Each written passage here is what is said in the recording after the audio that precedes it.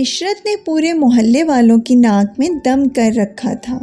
کبھی کسی کے گھر پتھر پھینک دیتا تو کبھی کسی گاڑی کا شیشہ توڑ دیتا۔ جب لوگ اس کے گھر شکایت لے کر جاتے تو اس کے والدین شکایت کرنے والوں کو سمجھا بجھا کر واپس کر دیتے اور عشرت کو خالی ڈانٹ ڈپٹ کر سمجھا دیتے۔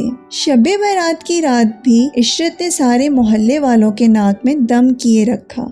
رات بھر زوردار قسم کے پٹاخے پھوڑتا رہا۔ ان پٹاخوں کے دھماکوں کی آوازوں سے جو لوگ عبادت کر رہے تھے یا جو سو رہے تھے سب ہی پریشان رہے۔ عشرت اپنے والدین کے بیجا لاڈ پیار کی وجہ سے بگڑ گیا تھا۔ اس کے والدین نے اسے آج تک مارا نہیں تھا، صرف ڈانٹ ٹپٹ ہی کو کافی سمجھ لیتے تھے، جبکہ اس کی شرارتیں حد سے بڑھ چکی تھیں۔ محلے والے عشرت کی شرارتوں پر اکثر سوچتے کہ جب بچے تھوڑے بڑے ہو جائیں تو کم از کم گھر والوں کو تو یہ معلوم ہونا چاہیے کہ وہ گھر سے باہر کیا کچھ کرتے پھرتے ہیں، مگر یہاں تو معاملہ ہی الٹا تھا۔ عشرت گھر سے باہر لوگوں کو مختلف طریقوں سے پریشان کرتا پھرتا، مگر اس کے گھر والے عشرت کی طرف سے آنکھ بند کیے رہتے۔ ایک دن تو حد ہی ہو گئی۔ ہوا یہ کہ شب برات کی رات عشرت نے اپنے گھر کی کھڑکی سے نیچے گلی میں جانے والے ایک شخص کے اوپر پٹاخہ چھوڑ دیا۔ پٹاخہ اس شخص کے سر پر گرا اور زوردار دھماکے سے پھٹ گیا۔ اس شخص کے چہرے پر کافی چوٹ آئی۔